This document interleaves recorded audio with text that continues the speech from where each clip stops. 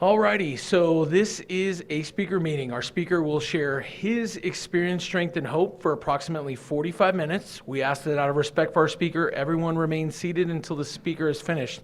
It is my great pleasure to introduce Jack, our speaker for the evening.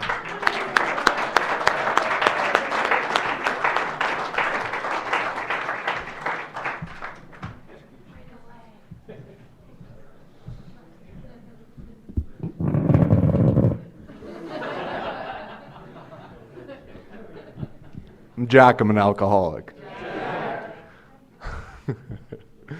I love that. That kind of breaks the ice for me. I'm less self-centered up here if I do that with the microphone, it helps.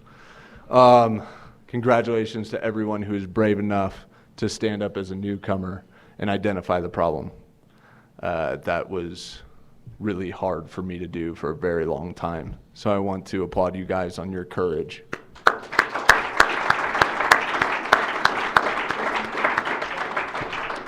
And congratulations to the man who got sober when he was 2 years old, 47 years, that's amazing. That's awesome. You have what I want, brother. So thank you for being here. My sobriety date is April 1st of 2014. And I always like to tell the story behind how my sobriety date is on April Fool's. Some of you may know it, some of you may not, but that date was given to me because the end of March of 2014 was really hazy. And I could not dictate what day it was, let alone day of the week it was, what time it was. I came in here very broken and beat up. And I do have all three parts of this disease. I do have the spiritual malady, I have a mental obsession, and I was physically jacked up when I got here. So that date had to actually be given to me by a little old timer by the name of Trini. He's 40 some odd years in an East LA meeting hall called Los Amigos. And I kept thinking that like from, one date to the next date of the next month meant that I had 60 days. So I was getting the math wrong. So he kindly took me aside outside of the meeting and he said, I'm going to give you your date to help you out, kid. We love you. Your date's April Fool's. This will help you down the line. Little did I know that would really help me out down the line because I walked into the rooms very beaten up, but I also had a very, I was super self-centered and selfish. How about that? That's really my main problem. I identify with this disease not just for the way I drank.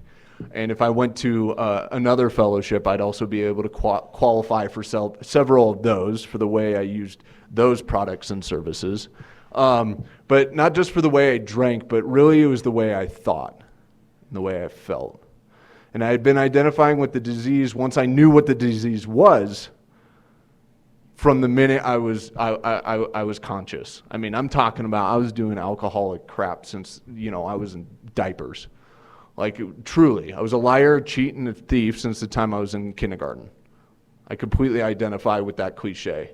I did not understand what it meant to tell the truth. I have an interesting experience when I was a very young kid about what it meant to tell the truth. And here's how that happened. I discovered, after some little research and development, that I'd go out, I'd tell the truth, I'd get in trouble. And in my household, getting in trouble, I got my butt kicked. And I'd go out and I'd lie and I'd get in trouble. And I'd get my butt kicked even worse. But about 10% of the time that I lied, I got away with it, right? So I found that this 90% of the time I was getting my butt kicked, right? Telling the truth. And then lying, but 10% was attributed to not telling the truth and getting away with one. So that was my first tool for living that I ever discovered, was that I was going to lie from now on, because I'll take the 10%, right?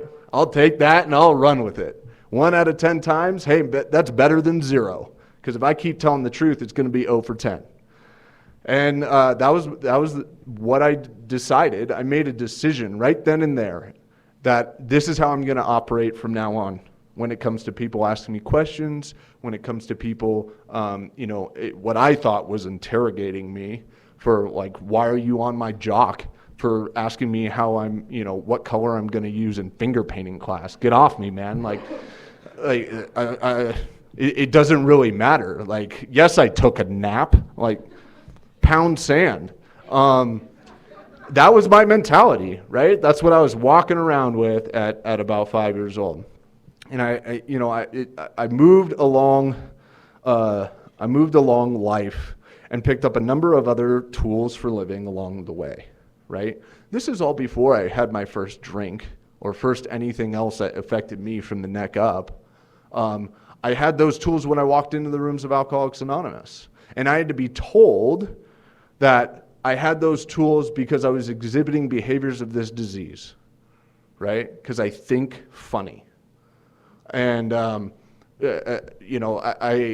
look back and it's really easy to tell, right? It's really easy to tell that another tool for living was I knew I was different, and it was in a bad way from all of you. Whether you're an alcoholic or you're, God bless those normal human beings out there who can drink a half glass of whiskey and leave it overnight on the counter. I love them, but it made me different from them. And I experienced that, like probably 60% of the people in this room will remember the indoor playgrounds and malls, right? They used to have indoor playgrounds and malls before everyone was worried about their kid being kidnapped in a public place. So my mom would drop me off at this playground, and then she'd go shopping at Macy's and do what she needed to do and come right back out the store, check on me, give me a snack, and then go back in. And so I'm hanging out with a bunch of other, knucklehead, bowl cut kids, and I'm going up to them, and I'm like, hey, you want to be my friend, right? I wanted people to play with, like anybody else would. And they all said no. And I did this little experiment multiple times, and they all said no. And I knew at that point, and I did it to a bunch of different kids, like whether I thought they were cool or not really became irrelevant. And after hearing no from a bunch of different kids over and over again, I discovered that there was something wrong with me. And I identified that I didn't know what that was, but I'm going to try and pin it down. So my reaction to knowing that there was something wrong with me was trying to fit in. And I was like that overtly trying too hard to fit in kid that bothered you with your group of friends. I'd come up, be like, hey, what's up, guys? And I'd use the latest slang out of context, it's either that's too soon, or it was one of those things where it was we stopped using that word 5 years ago, bro. What are you doing? And so I overtly tried to fit in, and still the answer was no. Everyone's body language, and this is my perspective, was one of rejection. Everyone's verbal cues was one of rejection. I was separate from you guys from a very, very early age. So I'm walking around with two tools. Before I'm 10, I'm different and messed up about it, and my greatest tool for living is the lie, right? And in my household, there were some expectations. Right? There were some expectations of what I should be, what I can do, and what I should not do. And I made a decision that I'm not going to hear to any of that stuff. I'm going to go against the grain on everything you guys want, because I also discovered that an A- was never good enough, and 20 points a game wasn't 30 points a game. I started getting that vibe before I turned 16 and had my first drink. And my first drink is I identify with the spiritual experience of that first drink, man. I became Superman in a night, and I don't even remember it. My first drink was undoubtedly alcoholic. I was sitting at a table with my friend CJ. She was the girl that nobody dated, but everyone was friends with, and she knew everybody. So she knew the two coolest kids there in our high school, and they were two state champ wrestlers, and they had a bottle of Sky vodka and they had a bottle of Jack Daniel's whiskey, and they were smoking Parliament cigarettes. And here is how they were smoking and drinking those beverages: is they had 2 shot glasses. They were full when I got there. They smoked half of a cigarette. They ashed it in the ashtray, and then they took a shot, and then they stayed like that for about an hour. And I'm looking at that and I'm really excited because like the cool kids are going to offer me a drink at some point. Just don't screw this up, Jack. You know you're messed up. If you open your mouth, they'll find out who you are and they'll probably tell you to get out of there. So I kept my mouth shut and they ended up offering me a drink. They're like, hey man, what are you doing? Like, do you want a shot? And I was like, yeah. So I took a shot and then I was like, well, that tastes weird and, kind of burns. What about that one? And they're like, oh, this is going to burn more. I was like, okay, well, let's check it out. And I took another shot. And about, 30 seconds later, it's for me, it's the top of my legs when I'm sitting down. Everyone talks about it going down. That doesn't happen, but it's the top of my legs get tingly, right? And the next thing I say is like, this is amazing. And I'm here with the coolest people ever. And I've been able to keep my mouth shut and they offer me a drink. I feel a part of. So I'm going to have more of whatever this stuff is. Next thing you know, both of those bottles are gone down in my stomach and I'm playing naked football in the street with myself. This is all told to me, right? I had to be downloaded this the next day. What I remember next is I remember waking up in my bed and my parents sitting in the rocking, a rocking chair that they pulled out of the living room. And I wake up and I prop myself up from bed and I'm so glad that I'm in bed and I'm super cozy. And I'm like, yes, how'd I get here though? And then I freak out and I sit up. Oh my gosh, how'd I get here? And then I have this excruciating pain. And I had to like track where that pain was coming from. And it was coming from my manhood parts. That's where it's coming from. Because they shoved a catheter up there because I had alcohol poisoning the first night I ever drank, right? And my dad is laughing. And then he makes me run 5 miles. And so I'm running 5 miles with an excruciating pain in the part of the male body you don't want that pain in. And I'm running 5 miles and I'm puking about every half mile or so, right? I'm my first hangover and I'm sweating bullets. And I'm running and I'm like, dude, I'm doing that shit again. Let's go. I'm a part of, I'm on a squad now. This is worth it. So from a very early on drinking career, I had made another decision, right? Jack making a decision. And I made this decision that this is my deal. This is the path I am going to follow. And I'm going to run this till the rails freaking go dry. I committed. I made like a pledge, we will salute you kind of thing to alcohol at that point. And I have no doubt that there was a reason for that, right? There's a reason for all these things that occurred to me once I started drinking to the time I walked into the rooms of Alcoholics Anonymous. And I used to be, it was all your fault why all those things happened to me. My mom committed suicide when I was 17 years old, a year after I started drinking. There were some outside issues there. And I use that as a crutch, a giant club with which to beat anyone over the head with for if they commented on my behavior or the way I was drinking. So you would drink too if your mom died, right? And I manipulated a lot of people, particularly women, because I used my victimhood of my mom's suicide to get away with anything that I needed to get away with to get to my bottle of Sky and my bottle of Jack. That was my story. You want to know about, yes, there was prison involved. Yes, there were dire consequences. Yes, there were people physically harmed on my behalf. I picked up the tool of violence a little later. All those things happened to me. There was some really gnarly stuff. I had some friends die. I got shot at. My idea of a good Saturday night was stealing some college kids' fire extinguisher, having them run after us, and then beating them in one of those apartment coliseum things that has a central courtyard, and thinking that it was the greatest moment of my life. That was my idea of a good Saturday night, because that's what kind of attention I sought when I was drinking and when I wasn't sober. Now, that is a behavior, and I'd like to get pretty clear on that. When I walked in the rooms of Alcoholics Anonymous, there were some guys with a DUI. There were some guys with no legal consequences. They were just sick and tired of being sick and tired. There were some guys with 3 stints of prison time. I didn't identify with Any of their behaviors, I was different. I didn't identify with, like the thrill of drinking while intoxicated. I didn't identify in how they treated women or their family members. I identified with how they felt. I identified when they told me that they felt wildly insecure about who they were and being a part of for their entire life. I identified with that. I did not identify with the amount of alcohol that they drank, ever, because I either drank way more than y'all. Like, if you didn't drink 2 bottles and a 30 rack a day, you're a wuss. And if you drank more than that, you got a real problem, right?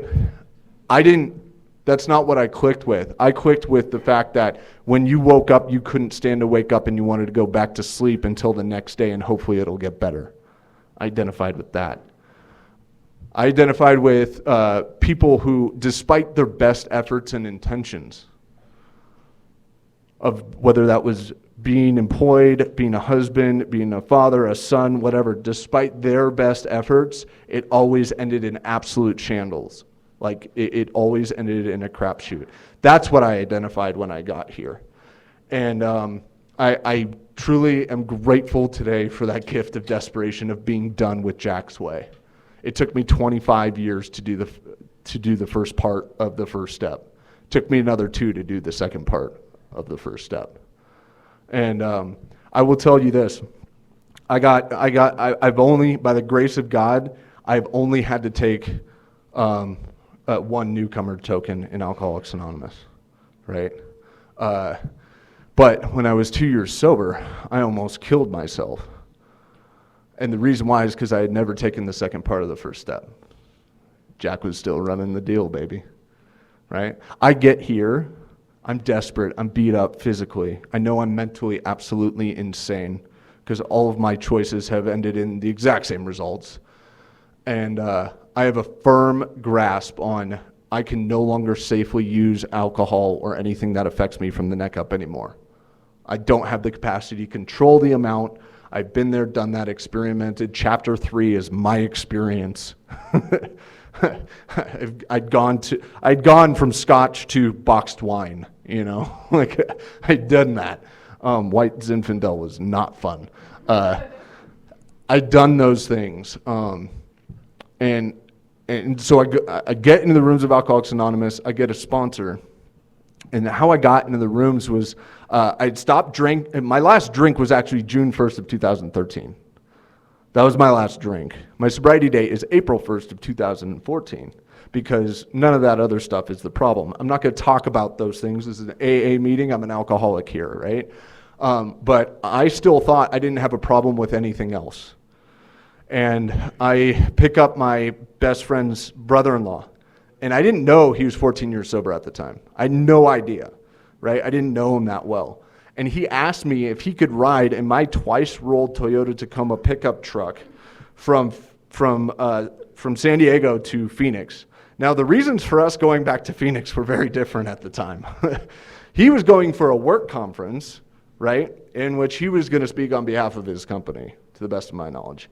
I was going to Phoenix because I had to sign parole papers. That's why I was going to Phoenix. And I was in the truck and I'm driving with my knee and I'm trying to ingest some outside issues because that's not my problem. And he looks over at me and he's like, Jack, you've been talking about not drinking lately and how you're really glad that you don't drink anymore. And like you're going back to Phoenix to kind of clean up some wreckage of your drinking. I wouldn't consider what you're doing right now sober, though.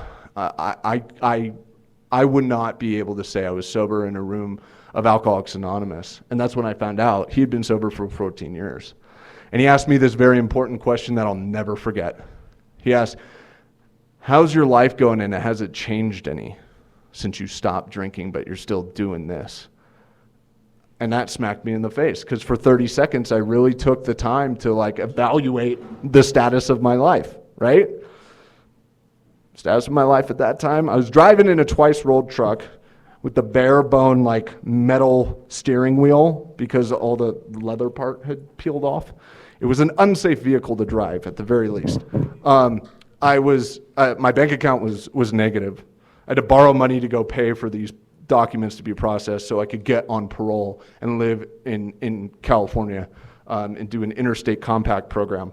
I was facing another felony charge where I was looking at 5 to a dime, right? My personal relationships, my grandparents had just called me, these sweet old people, Great Depression survivors, right? Raised 3 kids on nothing. Grandpa worked 3 jobs. They just called me to tell me that they could no longer have me at their home and that they loved me, right? I'd stopped drinking though. But they're calling me up telling me that they can't have me at their home. Romantic relationships, forget about that. Everyone got the hint and took off, rightly so. And I actually thought about it. I was like, you know what? Nothing's really different. In fact, things are getting exponentially worse, right? And that was the first time I was honest about what was really going on, because I'm the type of guy who will come out and be like, everything's all right. How you doing? I'm great. How's it going? Fantastic. How are you? Let me change the subject to you so I don't have to talk about what's really going on with me. I'm not so good at that today. Thanks, sponsor. And so he's like, hey, why don't you come to this house? There's a meeting at this house. And I walk into this meeting at this house, and this little old dude, you know him, a little old dude standing at the door, and he had heard about me. And he has, I was wearing this hat, this blue, neon blue hat, right? And it was a Hurley hat backwards, because I'm trying to fit in with the latest fashions in Southern California. And I walk into the door, and the dude's like, hey, you're Jack, right? I'm like, yeah. He's like, hey, I'm Les. Put your hands in your pockets. You're going to effing keep them there. And because I've heard about you, and this is a men's meeting. So people are going to say stuff tonight that's probably going to piss you off. It's going to piss you off because it's the truth. And I know what you do when you hear something that you don't like. You swing on people. So you're going to keep your hands in your pockets, and you're leading the meeting. You're the secretary. So my first meeting of Alcoholics Anonymous, I was the secretary. I don't remember a darn thing of it. I was so self-centered and thinking about me. I have no idea what anyone else said. But I will tell you, I ended up going back, and I must have gone back because those men had what I wanted. And they weren't looking over their shoulder, right? They weren't worried about catching court cases. And they weren't worried about getting jobs, because those who did have those consequences, they cleared up the wreckage of their past by working these steps. And I made a decision I was going to give the steps a shot. And I walked in, had no God, didn't want a God. But my first third step decision was a decision to do the rest of the steps, right? So I did them as a checklist, so you guys wouldn't ask me about it. I did those steps to say I could go up to you and say, yes, I've done my step 4, don't ask me about it, get off my back. Yes, I have a sponsor, don't ask me about it, get off my back. Yes, I have a home group, don't ask me about it, get off my back. I'm the chair stacker, screw off. That was my attitude in Alcoholics Anonymous for the first 2 years. And I was, despite the love and kindness that the men in that meeting tried to show me through complete attraction. No one was shoving stuff down my throat. These men were walking and doing the deal. And they were doing their best to be lighthouses. I really like that metaphor. They were trying to show a stranded ship like me where to go. And what ended up occurring for me is I'd done all the steps. I was sponsoring guys, but no one was asking. I wonder why. And I'm 2 years sober. And I'm driving from a job in Laverne, California. I was running my own business. I was doing things Jack's way. And I'm looking for a telephone pole to speed up and hit in that same twice-the-rolled Toyota truck, right? Not a lot had changed because I got sober. What I discovered in my first 2 years of Alcoholics Anonymous was that I'd never taken the second part of the first step. I still thought Jack's life was manageable. I'd gotten rid of the booze, I had detoxed, I'd done all these other steps. The problem is I was actively running my life. And the same thing was occurring. My parents did not want me at their house, right? My sister wanted nothing to do with me. Romantic relationships, I mean, unless they had daddy issues and wanted to put a tracker on my car, it was not on the table, right? Like, those were not, I was not attracting women like, who weren't like that, just put it that way. They wanted to know where I was every given moment because they knew what kind of dude I was, and rightly so. So I asked myself that question, and I was like, well, I'm not willing to admit that my life is unmanageable. So I'm going to find a telephone pole to go 65 in a plastic truck into, right? And this is right after my second birthday. While I'm speeding up towards that telephone pole, I get a phone call. I just automatically just answer it. Yep, that's it. It sounded just like that. Some classical music, and I get this phone call, and it's my first sponsor. He had relapsed after 14 years. And he told me he relapsed, and he said, I suggest you get another sponsor. And the only thing I needed to do, the only thing I had maybe had a semblance of a grasp on in the rooms of Alcoholics Anonymous was help that man. So I had nothing going on. I drove down to San Diego to help him out and start reading him the book. I had no idea what it said in the book, but I just knew that was a thing to do. So you guys would get off my back. I could say, oh, go read the book. Don't talk to me. And I went down there to read this guy the book, and he was completely disheveled. I'd seen in a very short amount of time what alcoholism had done to a sober man after several years of sobriety, and it scared the heck out of me. And it made me realize what I had been doing to me for all those years when I was ripping and running. And it also made me realize that what I had been doing to me for the first 2 years of my sobriety, which is I was running the show. And that scared me. And we went to a meeting, and there was this old dude with tattoos that, I knew what they meant. And it meant he had a similar past to what I had. And he was all dressed wrong. He was in a Tommy Bahama shirt and Birkenstocks, and he's this bald guy and with a mustache, and he's chilling there just like, Zen mode. And I knew without a shadow of doubt, I didn't have to talk to that dude. I knew that guy was okay. I knew he was sitting in his chair and he wasn't worrying about who was coming up behind him.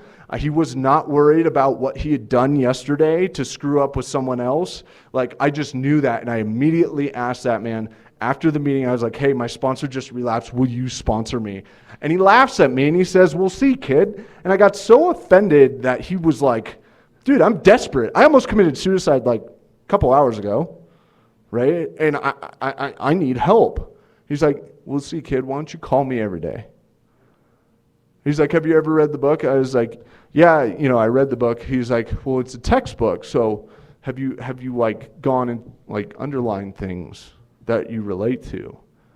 Have you actually soaked in the message of Alcoholics Anonymous? And I was like, no, I read the book to say that I had read the book.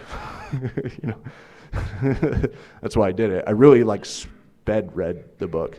And he's like, why don't you read the first 164 pages and call me tomorrow?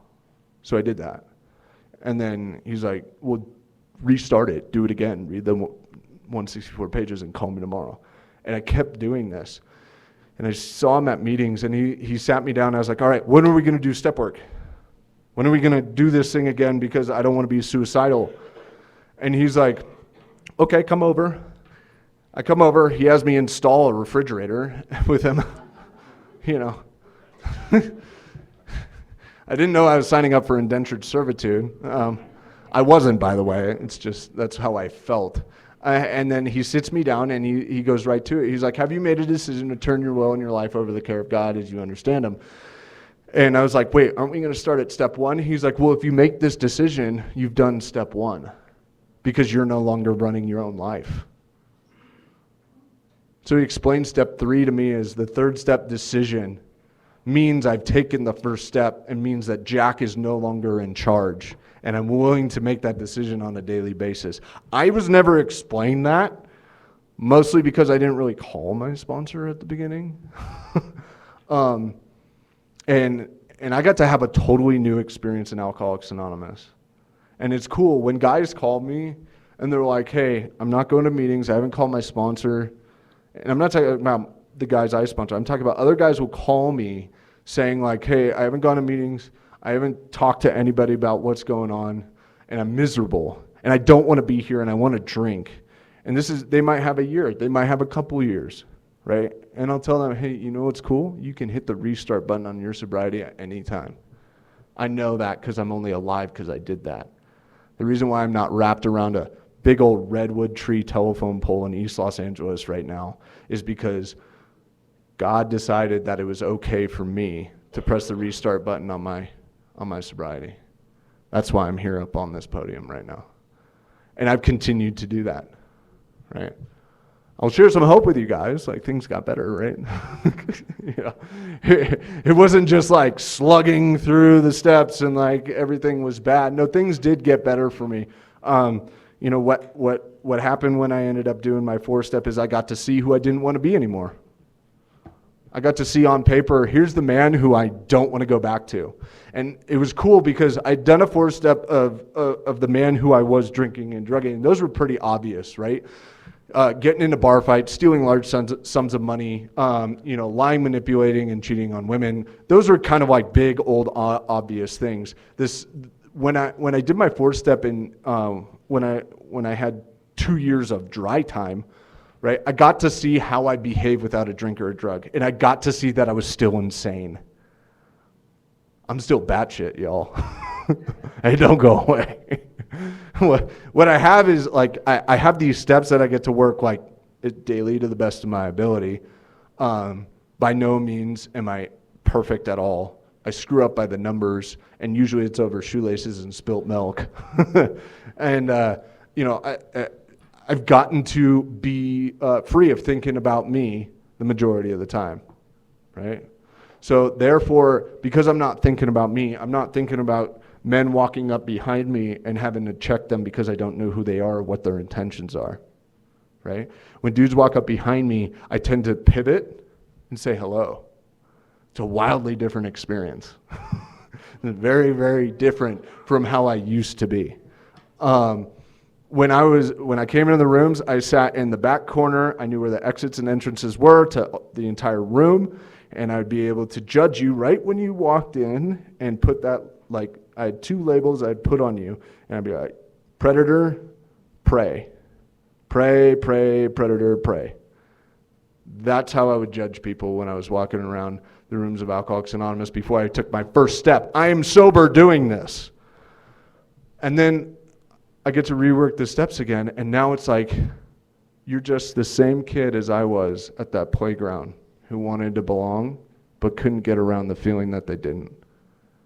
Right? How you doing? What's going on with you today? It's a wildly different experience. I don't need to judge you by what you wear, what your hair color is, what kind of ink you may have or may not have anymore. Like, that's a cool experience for a guy like me. I really appreciate the fact that we can all get together, talk about people who normally wouldn't mix. I wouldn't drink with 99.9% of you fools in this room.